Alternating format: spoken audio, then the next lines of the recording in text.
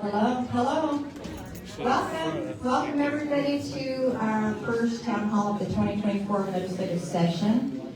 I'm your host, Valerie James. I'm the chairman of the Legislative District 21 Republican Party, and we are so glad to have all of you here. So tonight, our town hall is going to be 1 hour. It is going to be moderated, and the way that we have this flow is we are online live streaming right now, and we want that audience to be able to hear what's being said. So we have microphones up here. We're going to hand you a 3x5 card when you check in, and go ahead and fill that out. If you need or want to ask another question, ask one of the ushers, Julie Payne, who has her finger in the air over here on your left, or Ken Merrill in the back. They'll be glad to come pick those up and get them to our moderator. Make sure your question is in the form of a question. And we're going to start with an invocation and then a pledge of allegiance. You will rise for the invocation and remain standing for the Pledge of Allegiance. And face the flag. Gentlemen, please remove your hats. Thank you so much. Lord, we thank you for allowing us to meet as a community, to be in partnership and ownership of our citizenship rights with our legislators, our elected officials. We thank you for this community who wanted to be engaged tonight, and we ask that you bless our audience, our participants, as we move through this forum, to have grace for one another and to be safe on their way home tonight. In Jesus' name, amen. I pledge allegiance to the flag of the United States of America, and to the republic for which it stands, one nation under God, indivisible, with liberty and justice for all.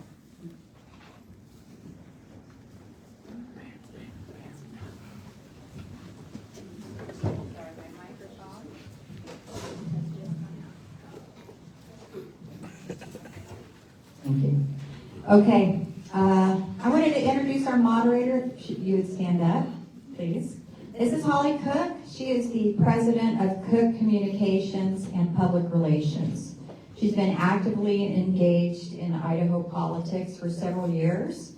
Holly will be moderating the panel today, and we'll be introducing our legislators. Thank you, Holly. Thank you, legislators, for participating. Thank you so much. Chairman Valerie, one of our favorite people, right? Everybody give Valerie a hand. Thank you so much for organizing this program. Thank you, gentlemen, for being here. We're going to do a quick introduction. And again, just want to reiterate for anyone coming in, if you have questions, we will not be passing microphones around tonight. Those will be through index cards only. So please, ushers, raise your hand one more time, if you don't mind. Thank you so much. If you have any questions, please write them on an index card. We'll be happy to get to you, okay? So first things first, so glad you're here. Thank you so much. This session has begun with a quick start. You've got lots on your plates right now. And just wanted to quickly introduce yourselves. We'll give you 60 seconds to tell us your names, where you're from, where you went to school, and then your committee assignments. So we'll just pass this around. Thank you. First off, before I introduce myself, I want to say thank you to everyone that came out tonight on a Friday night. I know there's 1,000 other things that you guys would rather be doing than listening to partisan politics here at City Hall, good old City Hall. It's good to be back here in City Hall. I was a city council member here for many years, so it's good to be back. My name is Treg Brent. I represent District 21. I'm a senator here in District 21.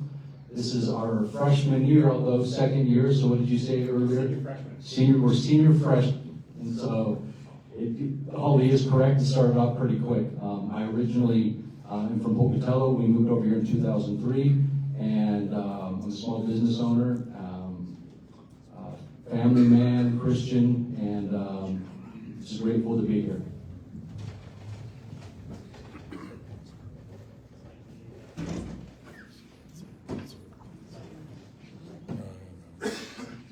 Yeah, I'll echo that. Thank you, everyone. Turn down the gain or something. Yeah, thank you, everyone, for being here. It's fantastic to see everybody here. A lot of friendly faces, a lot of people that we've been listening to a lot, and really appreciate taking time on a Friday night to be here. My name is James Petzke. For those that don't know me, I represent District 21 in the House of Representatives. It's my freshman year, senior freshman year. And very happy to be here. I grew up in Ehlers, Idaho, and moved to the Treg Valley in 2012. I went to Boise State and been here ever since running small business. And yeah, I serve on the Appropriations Committee, on the Business Committee, and on the Transportation Committee. Thank you. Thank you for everybody coming out tonight on this Friday night. Good to see so much civic involvement here. I'm Jeff Ehlers, the representative in District 21B, and good to have all of you here. I grew up in eastern Idaho. I'm a sixth-generation Idahoan. Grew up working on a farm and have a bachelor's and master's in accounting from BYU and an MBA from the University of Utah. I'm also a CPA and have my own firm here. I'm serving on the Revenue and Taxation Committee, the Agriculture Committee, and I'm also Vice Chair of Business. And looking forward to our town hall tonight. Awesome, thank you so much. So we have a Idaho State man, a Boise State man, and a University of Utah man. Good thing not Utah State, because they're about to lose badly tomorrow to Boise State. Yes.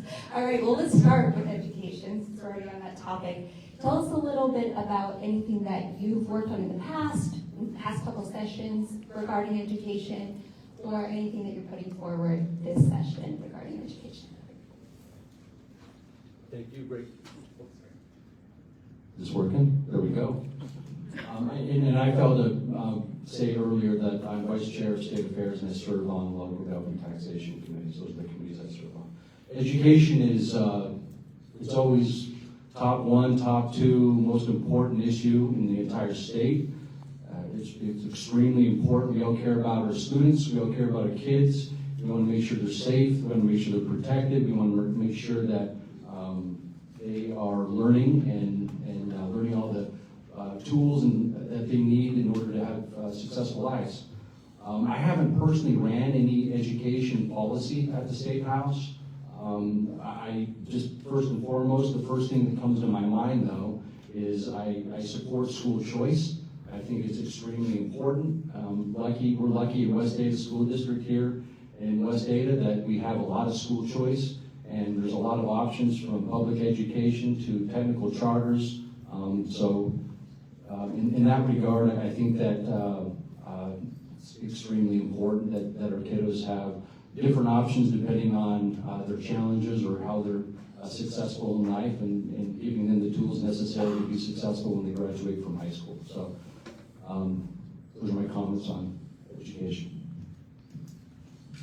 Education is one of my favorite areas to work on. Last year, I carried 2 bills in the education front. The first one was to make financial literacy a basic requirement in high schools. In other words, when you graduate from high school, you'll learn how to do basic. Oh, there might be battery dying. Can you hear me? Can you hear me? There we go. So that bill, House Bill 92 from last year.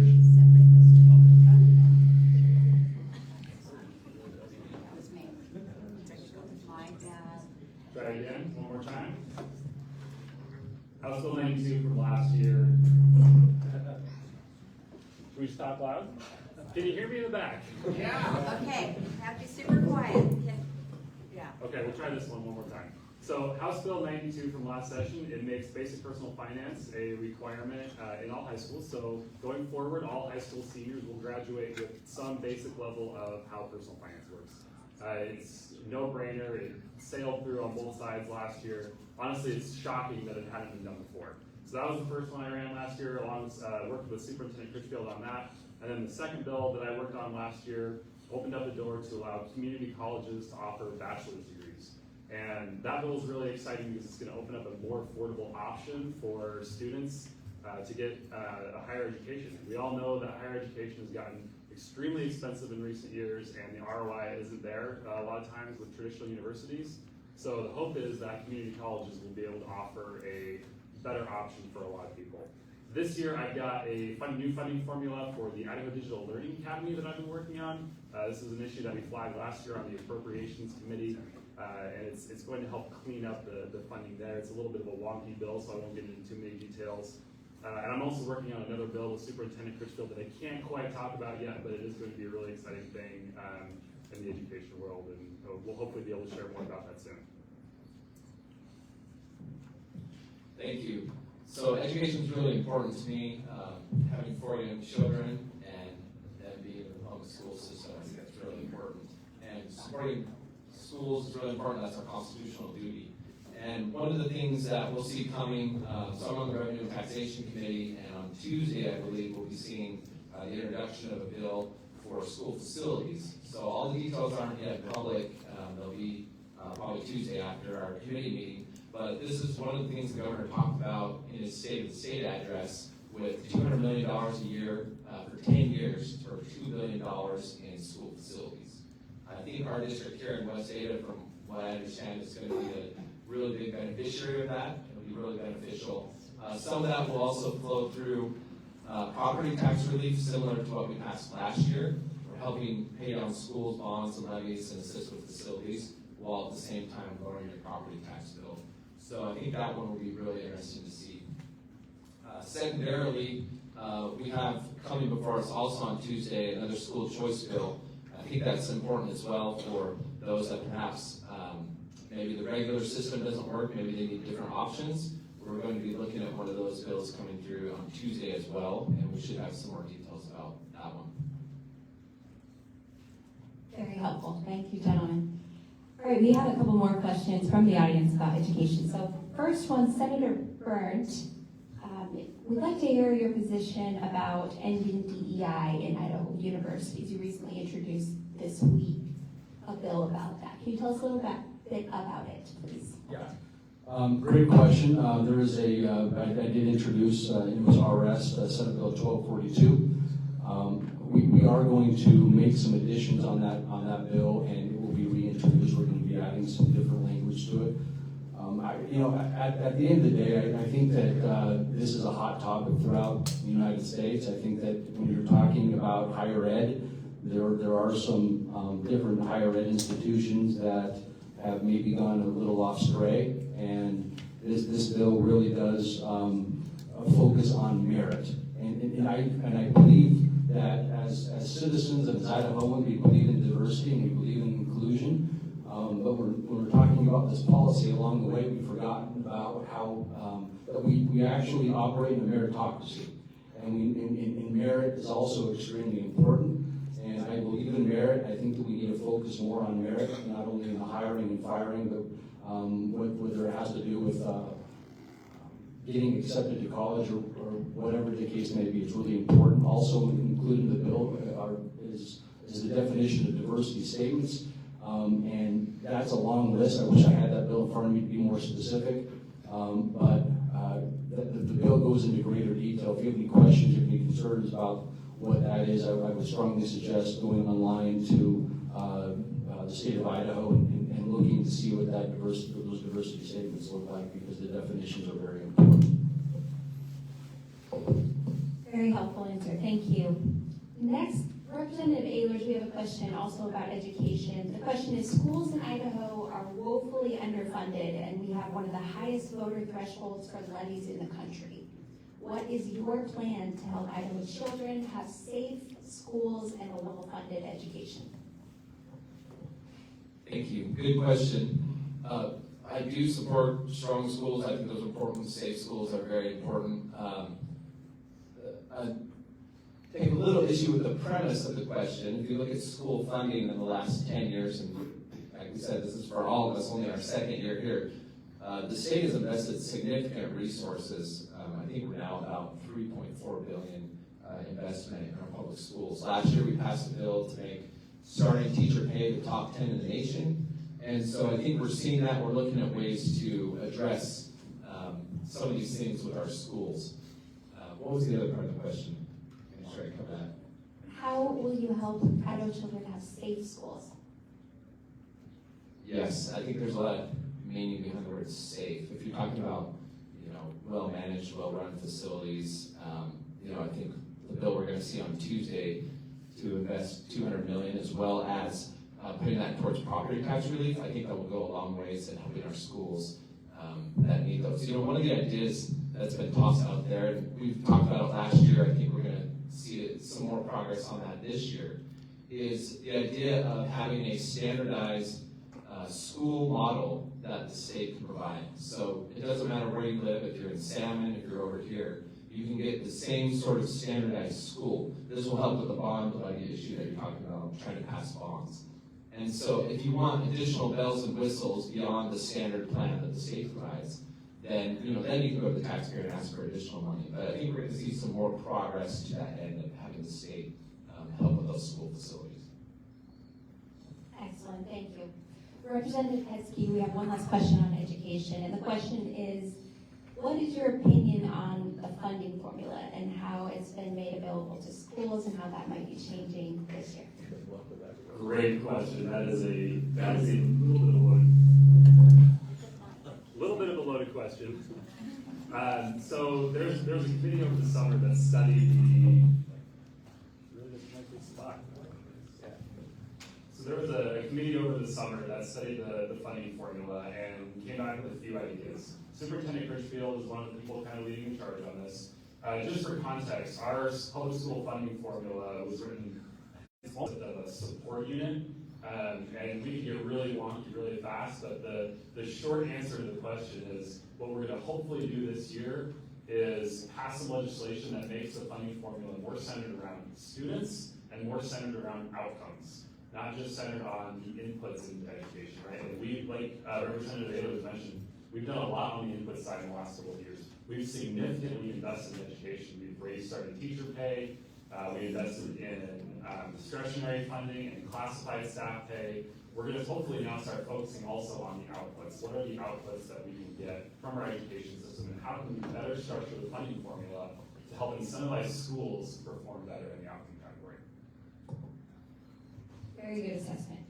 Gentlemen, do you have anything to add to that? Do you want to talk about the funding formula at all? Yes, thank you. One last thing about the school facilities proposal by the governor. We talked a lot about this evening, and Representative Ehlers has hit on it quite a bit.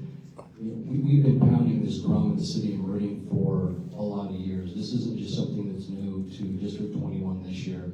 I remember when I sat on council, former Mayor Tammy DeVere and I would have conversations about how the state constitutionally, they've been told by the Idaho Supreme Court that they need to have more skin in the game when it comes to funding facilities. And at the end of the day, West Ada School District in District 21 is going to receive over $200 million over 10 years. And that's going to have a significant impact on your property taxes. And so I support this initiative. I support this program 100%. It's going to do big and important things for Meridianites and public schools here in our dear city. Sounds awesome. As a parent, that makes me very happy. So that's awesome. All right, great. So we're going to go a little bit higher level here just for a moment. And we have some questions from constituents about how often you listen to constituents, how constituents are involved in your thought process. So can each of you speak to how you weigh decisions and comments from your constituency? That's a great question. Ever since I got into politics 6 years ago, I've always made myself accessible. I think it's extraordinarily important to listen and to be engaged in community. And it doesn't start with politics. It starts, from involvement at any level. And I can honestly say that I try to respond to every email. I try to meet with any person at the Capitol.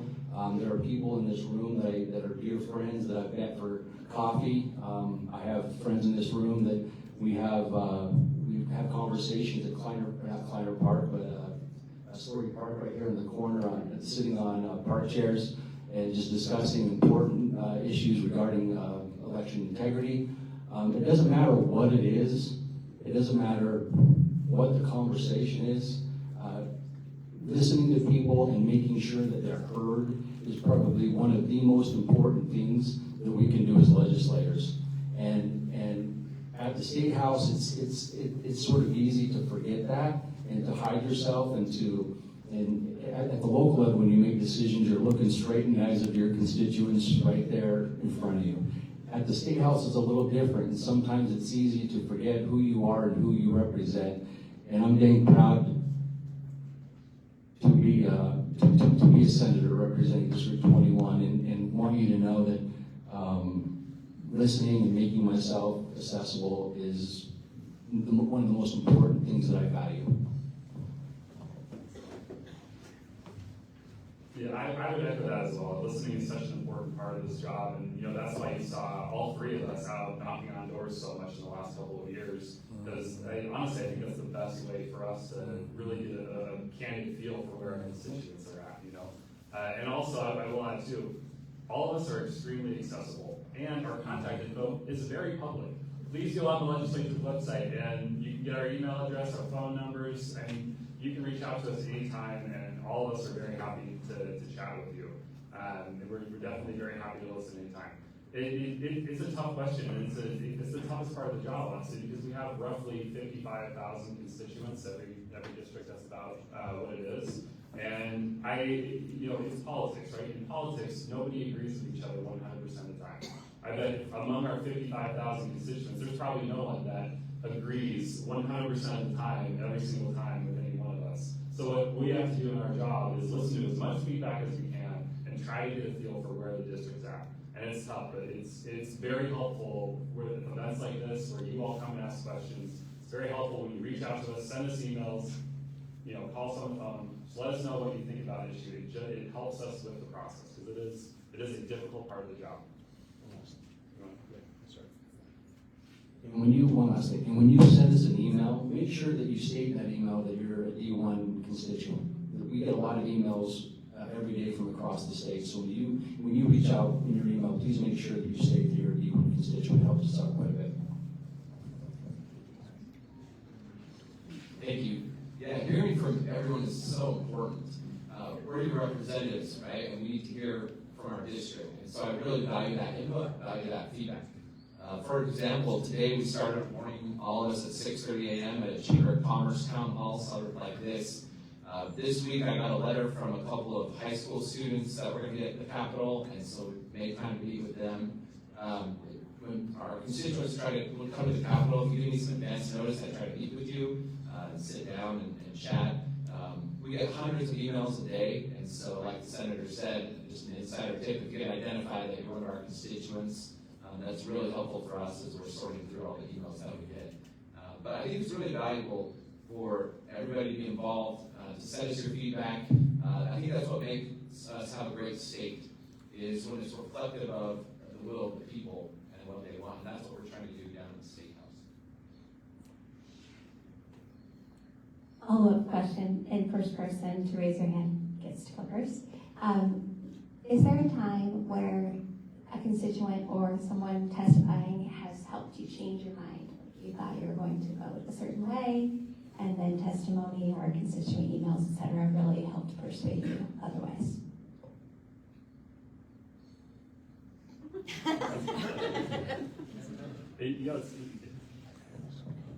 We haven't voted on very much yet this year, so I'm having to think back to last year. That's actually hard to do that. But every single time that you guys reach out to us, it is valuable. And I specifically think of the really tough issues where we do get those hundreds of emails. Like the social issues in particular, I'll be honest, they're my least favorite issues. They are. I'm a numbers guy, I'm an appropriator, I like the nerdy, wonky stuff. The social issues they're just not my favorite thing, so when I get feedback from constituents, it's incredibly helpful. So those really tough things, reach out to us on that. And those are the issues where I have the hardest time, so please do reach out. We have some great questions about nerdy wonky things, including infrastructure and our roads. So let's start with that. So one of the questions that we have is about how ITD controls most of our roads and our policies pursuing changes. So what structural changes do you think need to be made this session, and are you putting forth any legislation to make any changes?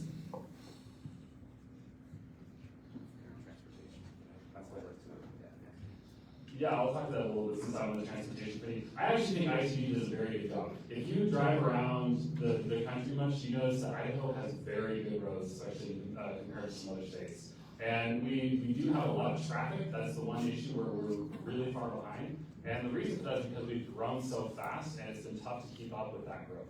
That's why you see so much construction going on everywhere all the time.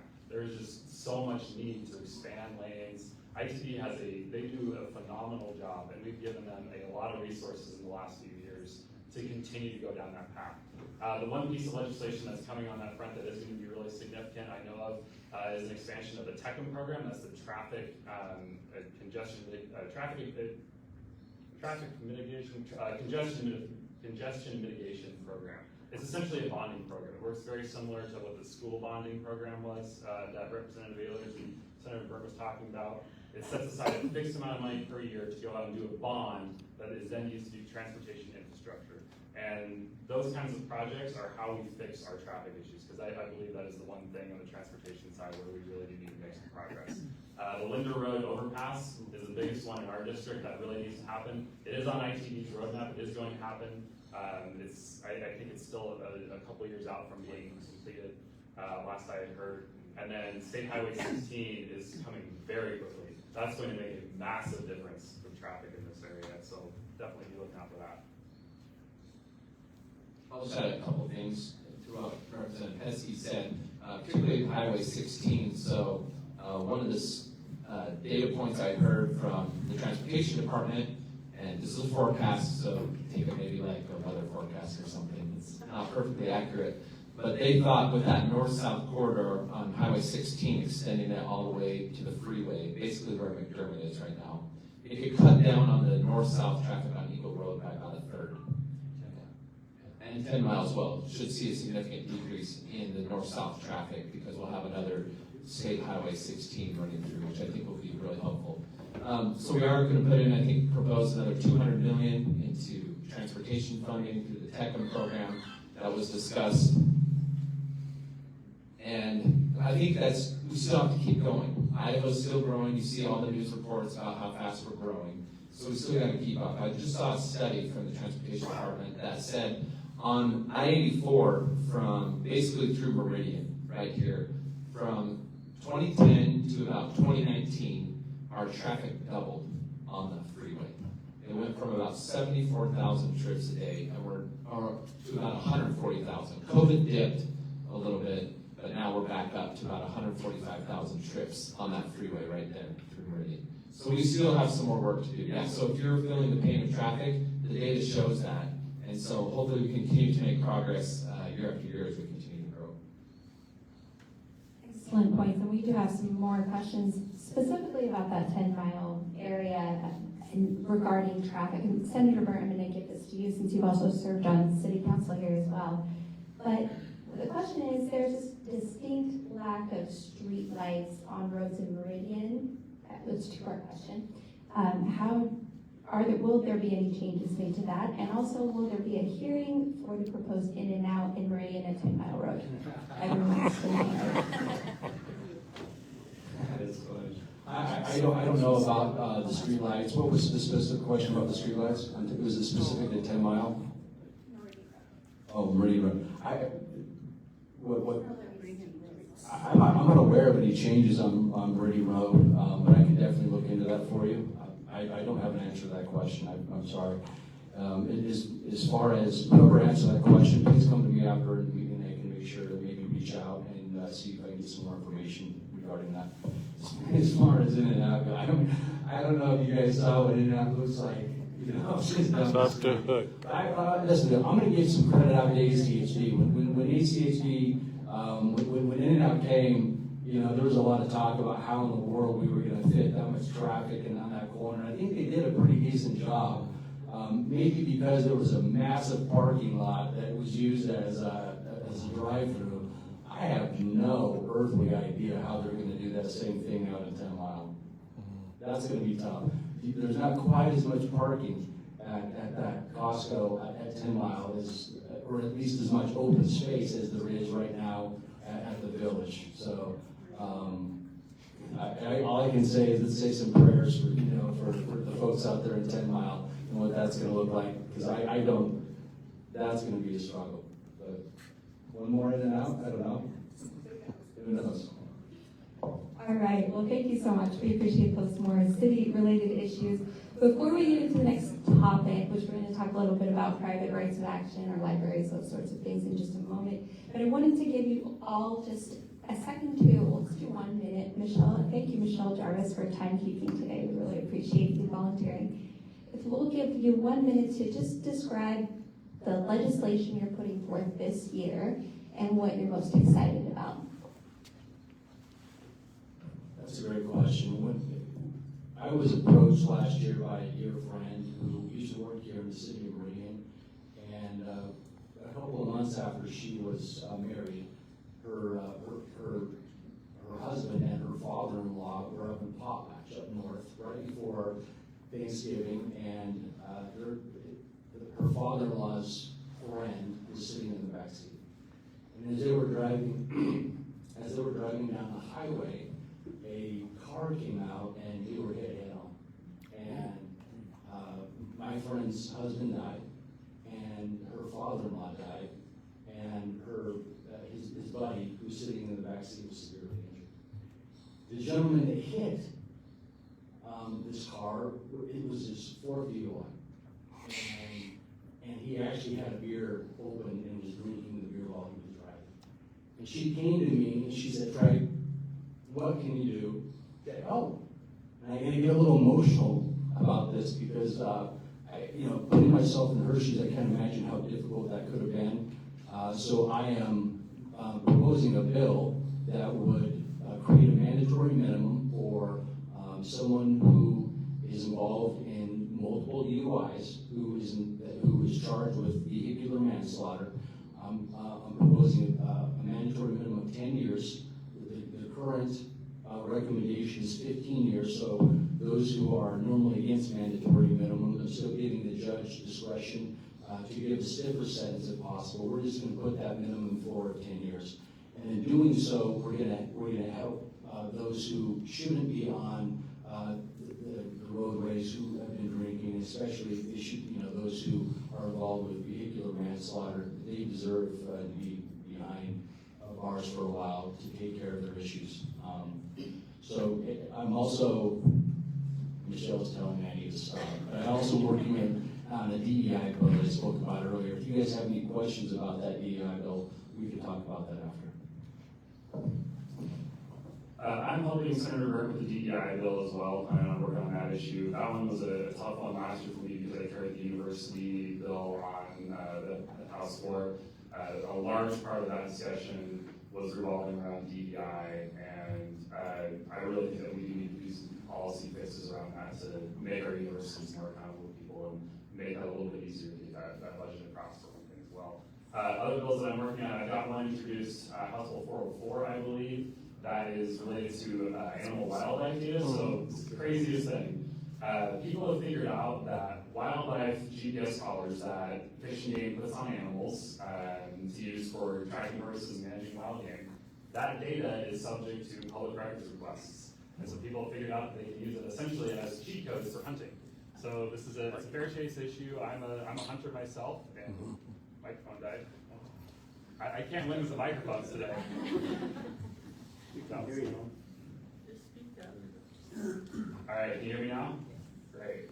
So it's essentially a fair chase issue in the hunting world. It's also the same tactics being used on the flip side by anti-hunting activists. And so what this, the bill is going to do is carve out an exception for the specific location data of wildlife It's a really cool bill. It's kind of a fun passion project one for me because I'm a big hunter, and so excited to work on that one. I'm also carrying a bill for ITD that's going to make it so that you don't have to get new license plates every 10 years. This is one of those no-brainer things that should have happened a long time ago, but the corporate bodies that produce said license plates have always fought it in the past.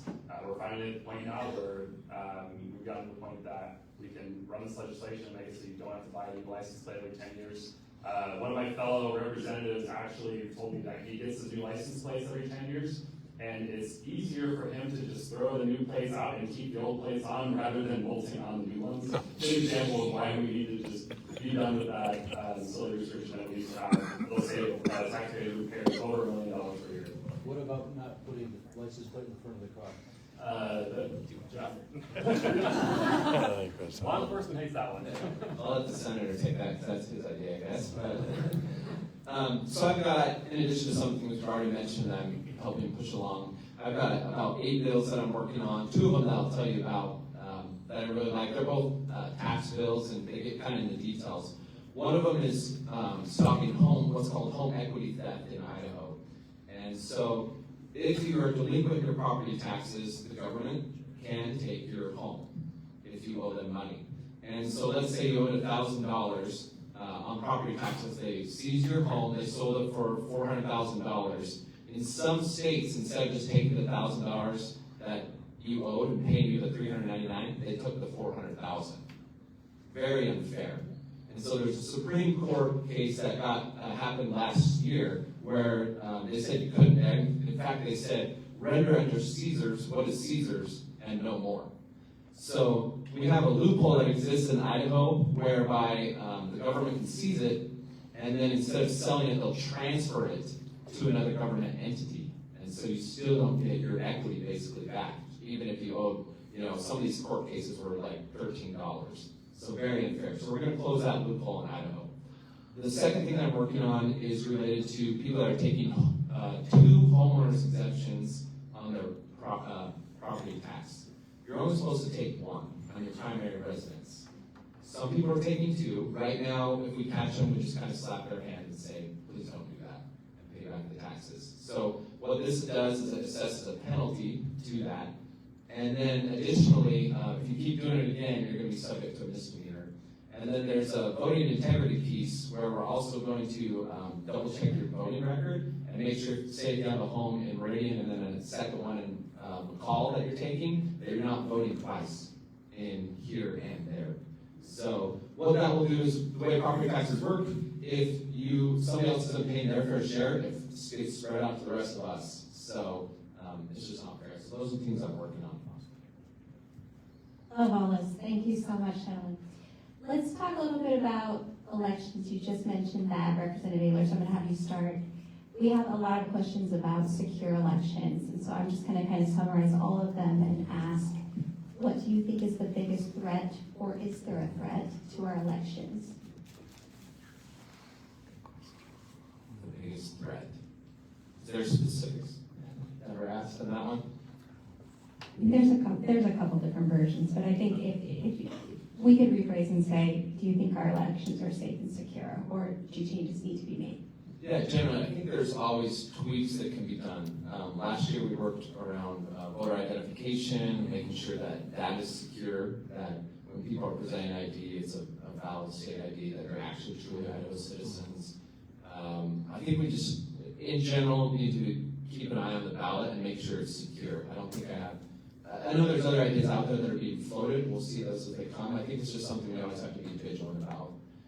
It's important that, in addition to not only elections being safe and secure, that also people feel that it's safe and secure, right? If there's a perception that they're not, whether they are or not, then people lose trust in the system. And so if we can't ensure our elections are assured and ensure people have confidence that our elections are assured, then I think that's harmful to the system. So I think I'm always interested in making sure both of those things are happening.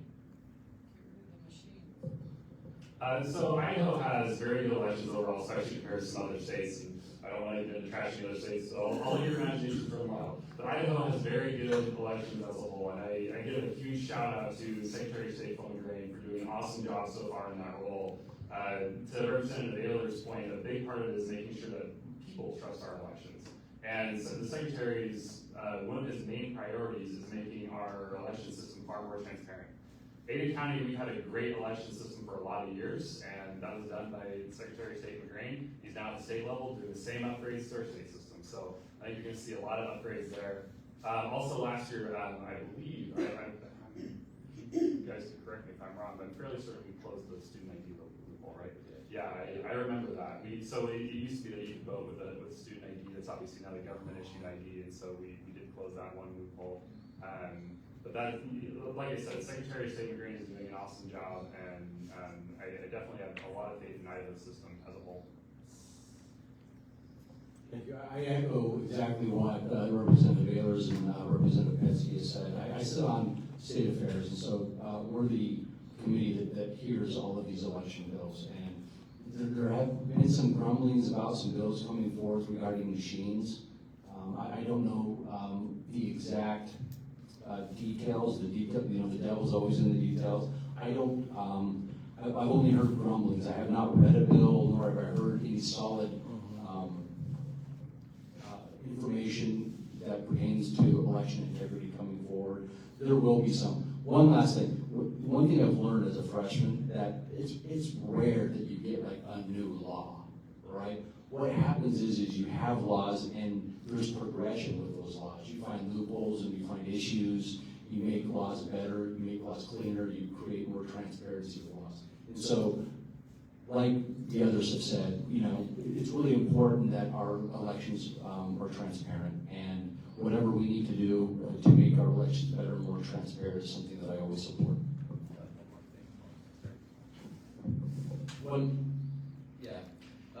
One other thing to add, if you see any issues, please let us know. As you're going through the voting process, right? If you see something that needs to be resolved, please approach us so we can take a look at that. The other thing that's I've heard possibly coming is there's a high demand for a voter guide. And I think that's on the table this year. It takes a little bit of money to produce one and to mail it out to all the registered voters of Idaho, but I think there's a high demand for that. A lot of people that have moved here from other states are accustomed to having a voter guide, and so I've heard that that could be coming out of Idaho. I totally forgot about that. This is actually a really big deal because Boise State just did a policy survey that came out last week, and this particular question about voter guides was on this policy survey. It had like an 85% approval. It was one of the highest rated questions on the entire survey. I thought that was extraordinarily interesting because the problem that people face is there's a lot of special interests in Idaho, good or bad, but there's a lot of special interests and there's a lot of obedience scores and there's a lot of ways in which different legislatures are scored a different way. And so it's sometimes it's a little tough to be able to find out who you want to support and different policy stances that your candidate or those who are running for office in your districts what they stand for. And so I think that a voter guide that comes from the state that's non-biased, that just literally states facts about every individual candidate without any bias whatsoever or without any type of obedience score that comes along with it, I believe is extraordinarily important. And it's highly supported by Idahoans. Very interesting concept, isn't it? And that DSU study is available online if you'd like to check it out. It's very interesting every single year. Just an awesome study. The next question we have is about those special interest groups. They all have a scorecard, right? Every single one of them. You have some specific questions about particular scorecards. I'm just going to make it general though. Do you think that scorecards from interest groups are a way you should be judged? Is that a good way to judge you, or is there another way you would like your constituents to judge you? Well, I would never be so presumptuous to say, this is how you should judge me. I would never approach it in that regard. But I will say this: I don't believe in any type of obedience score. Period. I've never signed a pledge. I've never been that guy. I'm not saying they're good or bad. Some I score terrible on, some I score really well on. I think at the end of the day, they're all biased. I think that they have their own slant and an agenda that they're trying to reach. preach and they're trying to project. At the end of the day, there's who I'm ultimately accountable to is you, the voter. And there's no one else that I'm accountable to more than you. And so I've always been that guy, and going forward, I feel very strongly that as elected officials, whether it's at the local level, at the state level, or at the federal level, we're accountable to you, the voter, and no one else. Yeah, I would echo that 100%, absolutely.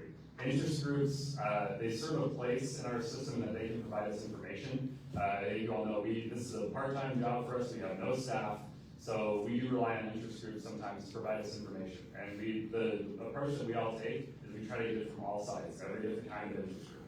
That might sometimes be big companies, sometimes it's think tanks, sometimes it's small companies, sometimes it's individuals. We try to, wrap all that up and just get information from them. I'm also not really a huge fan of, honestly, I just don't even look at the scorecards. It's not something that I really care about. I don't really care about how any of them rate bills at the end of the day. Again, we're accountable to you. We're not accountable to interest groups. So that's what I care about. 100%.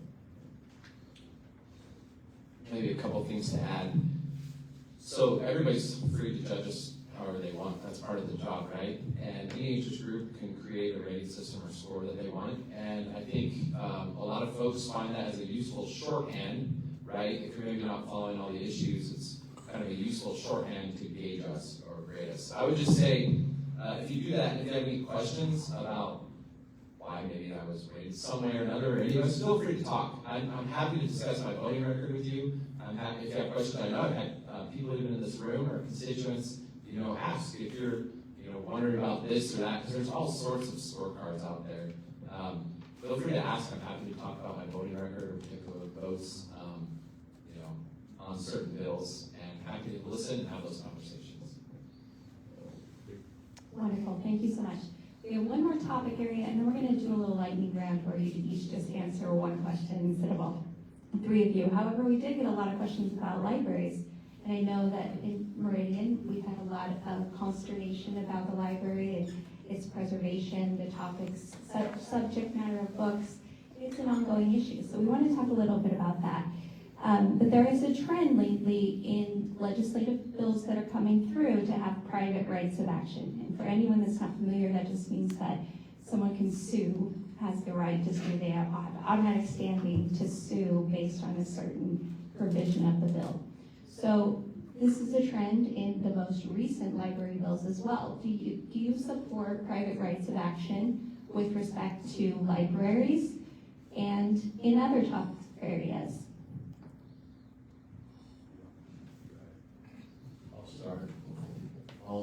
So to answer your question about private rights.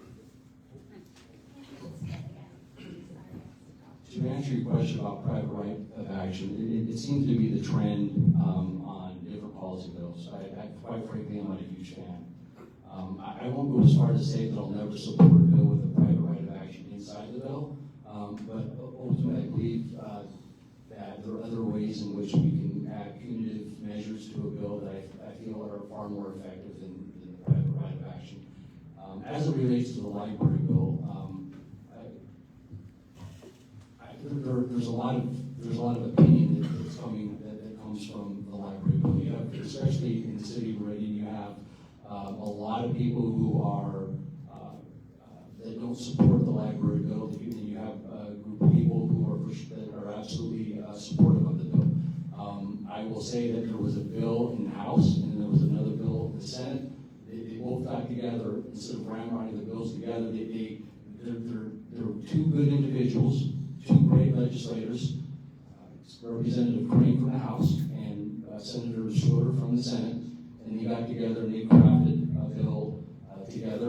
And they say it's a good bill. Unfortunately, I'm not able to comment on that bill at this time. I believe it's going to be introduced this next week. And so I spoke to both of them today, knowing that I had a town hall that we were going to go to, and I spoke with Mr. Crane, and I spoke with Mr. Schroeder, and they both asked that that we not comment on the bill until next week. I'm definitely not a big fan of the trend of private rights of action. I don't think that it's a good way to legislate for a lot of reasons. It opens up lots of really scary possibilities. I don't think it's a good approach. I will say this is a great example of the earlier question of an issue where constituents kind of informed my vote. Last year, a lot of you know and have been very vocal about House Bill 314. I voted no on that bill 3 times actually, and in a lot of ways that was an unpopular thing to do. But it was one that I had to listen to my constituents on, and particularly the people most involved in that issue. When I talked to Legislator School District, when I talked to the Meridian Public Library, it was very clear the consequences of that bill. I know that not everyone agrees with me on this. That wasn't a super fun bill to vote on, but it was one that I had to listen to my constituents on and realize the consequences of that bill dramatically outweighed the positive benefits. I'm very hopeful that this year we do see something that is a much more reasonable solution to that problem. It's honestly a really tough issue. It's a really tough issue to deal with because there's people on both sides of it that are pretty unwilling to yield and have made it so that it's absolutely just a polarized thing. You cannot come to a solution without getting into a really nasty fight that does a lot of really not good things. So my hope is going forward this year, we do see something that is a much more reasonable solution to that problem. In terms of private rights of action, that's generally probably not my first choice, right, if I'm proposing legislation. I actually think maybe it may have peaked and we might be seeing less and less. It's to be determined, but I think we're seeing less and less. I have voted for a few bills that contain that language, and I think when a bill gets to us, we're at the point where we've got to take a yes/no vote. I've got to weigh the whole bill. Things in there that maybe aren't great, aren't perfect, other things in there that I think are beneficial and helpful to the state and to the people, and so, I have to weigh it as a whole at that point.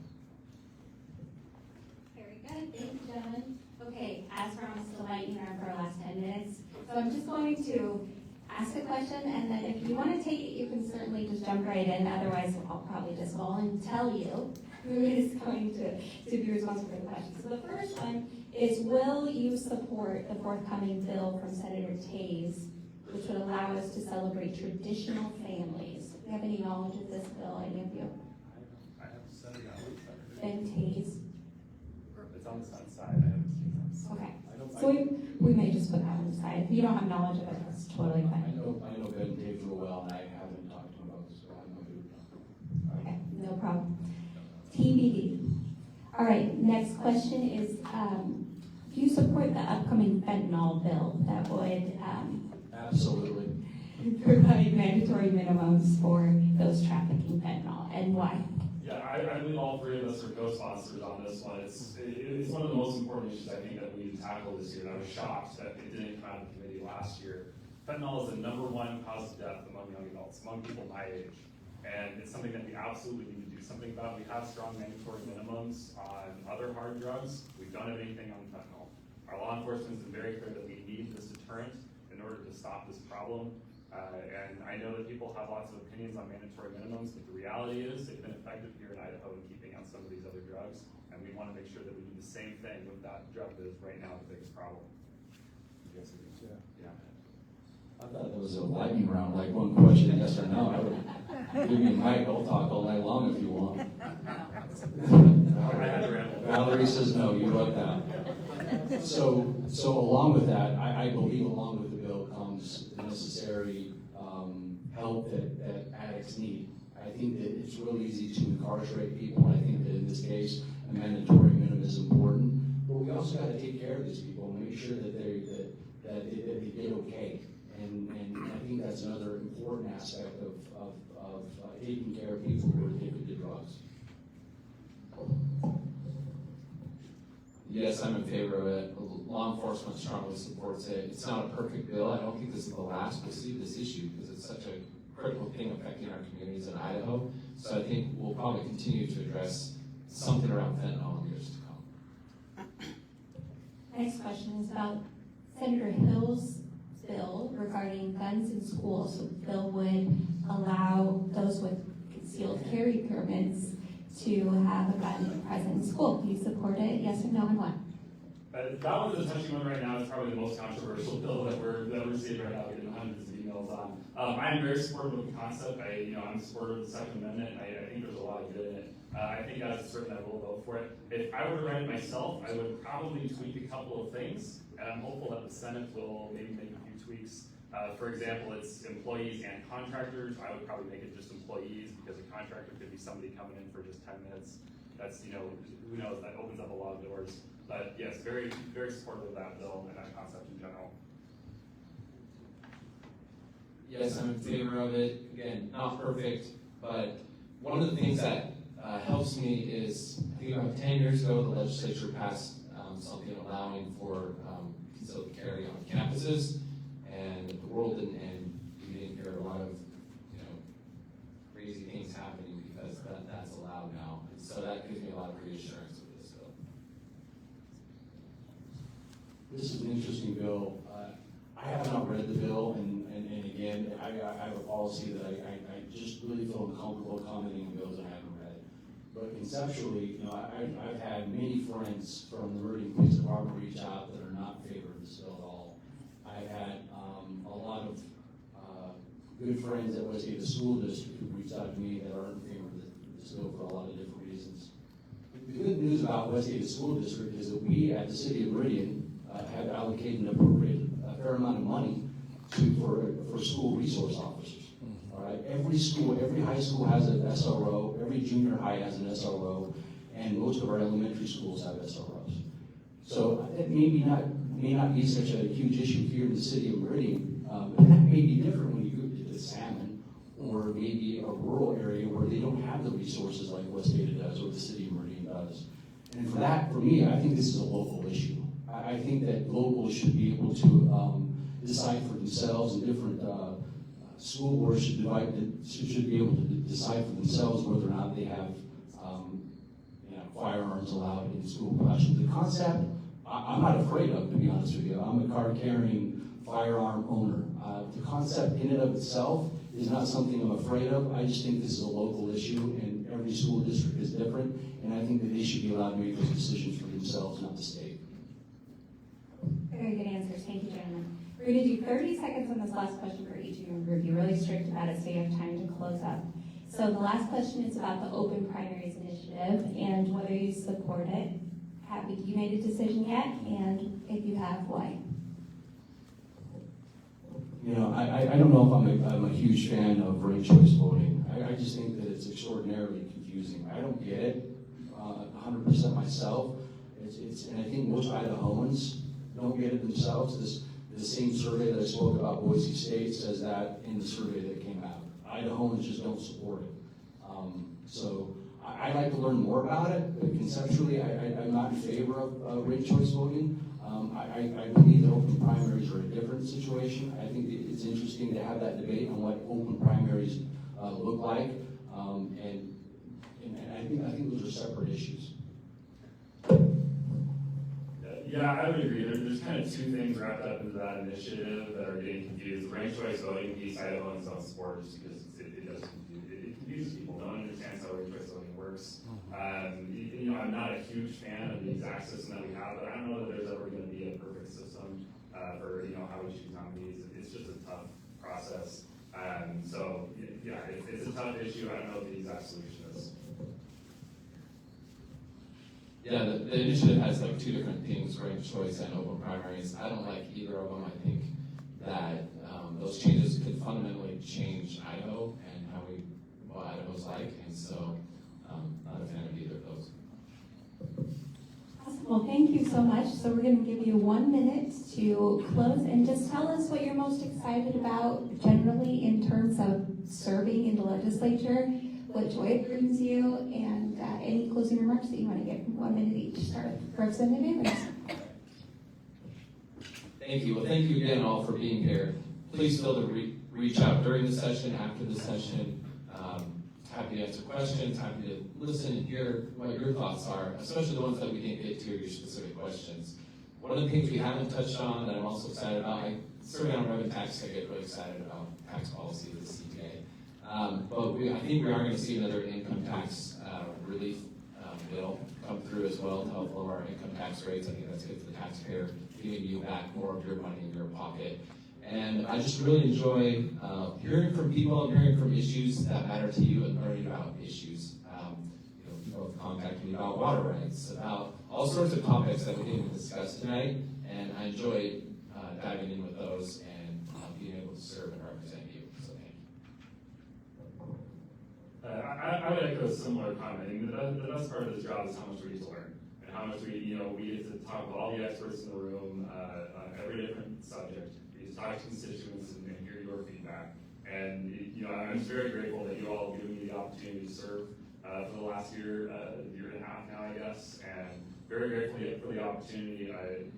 It's just a tremendous opportunity to learn, and very, very grateful for that.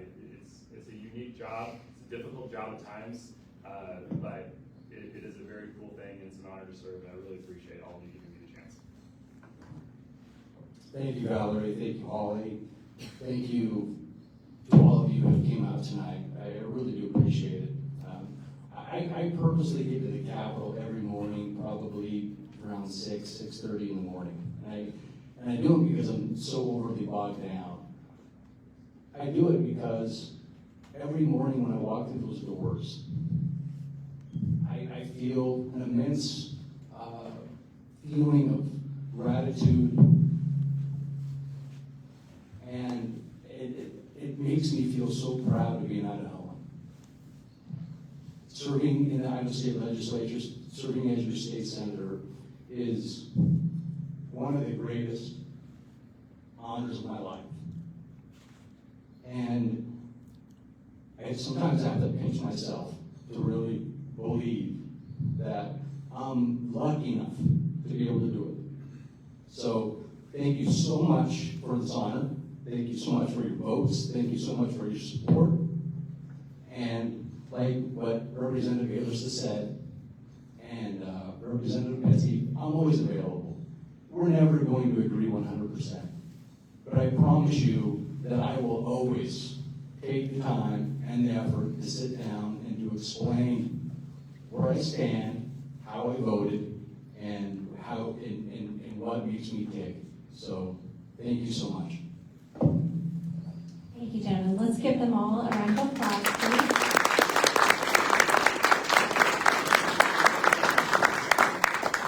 Wonderful comments here tonight. And really quickly, we want to thank everyone in Legislative District 21. If you are a member of the Legislative District 1 Republican Central Committee, please stand. Love to thank you for volunteering tonight. Lots of